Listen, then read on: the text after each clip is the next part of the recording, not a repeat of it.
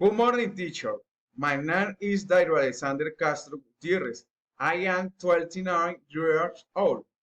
It is important to learn English to handle a second language and apply it in my personal and professional life and thoughts had a good pronunciation.